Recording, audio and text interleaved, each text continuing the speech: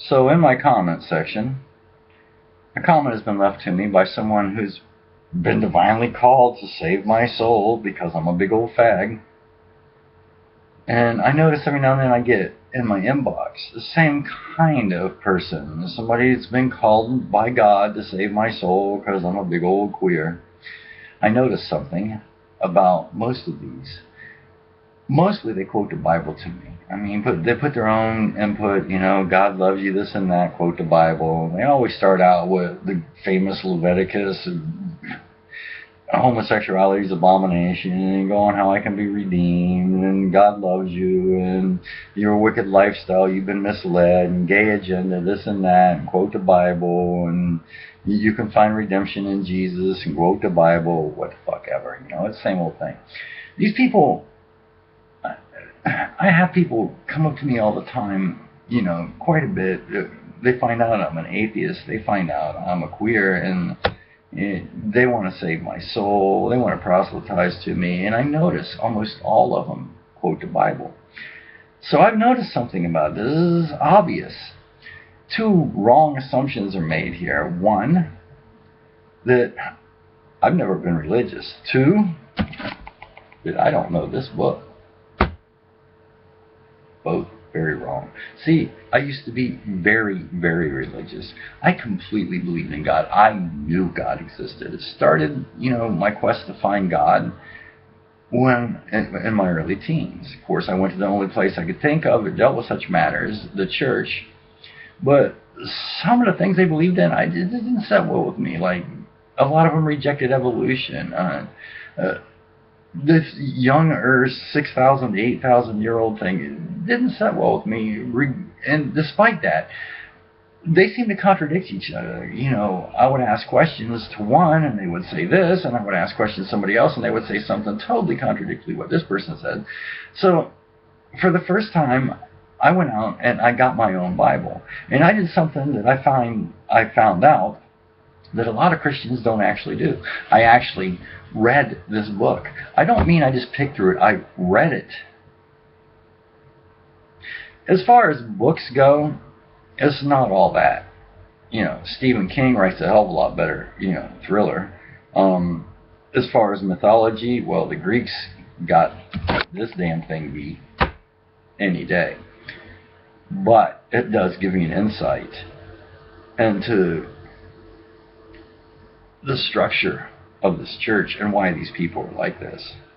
Of course, this Bible didn't make sense. Of course, this Bible could be demonstrably proved wrong. Of course, if the God in this Bible was a real God, he wasn't this God of love and this God of peace and merciful God. If he was, then he was seriously bipolar. And when I ask questions on this, I would encounter what I would later find out would be called apologetics. All this shit is what caused me to leave the church, but I still devoutly believed in God. I would go into New Age thinking and paganism, but eventually I would find that a lot of people that were in paganism had actually left the church because they didn't like the dogmatic religion. But essentially what they had done is brought their baggage with them. In other words, they had changed the face of their gods and the names of their gods and their practice and how they approach these gods, but their nuttiness, well, they brought all that with them. Their preconceived notions, their, holier than thou attitudes in a lot of ways, even though they won't deny it. They'll say they're so open-minded bullshit. They all still believe that they've got something that other people don't got, and they've got this enlightened wisdom and this and whatever. I'm not going to go into it. The point is, I still believe in God.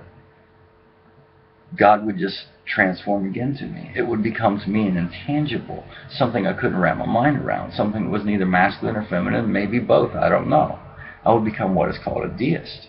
I still believe in God.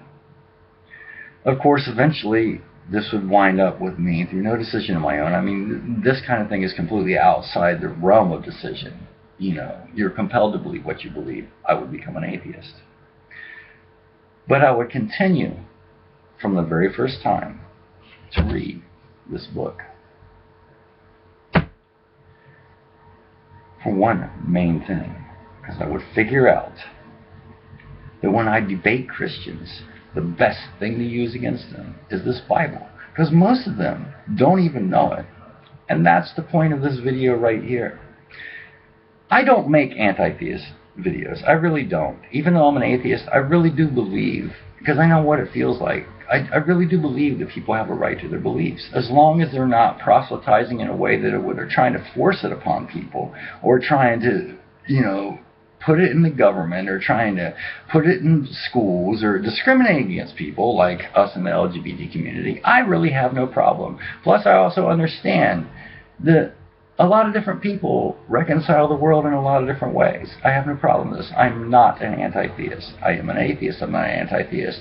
I do address some apologetics, especially because they're leveled at me when trying to convert me. I do address people when they proselytize.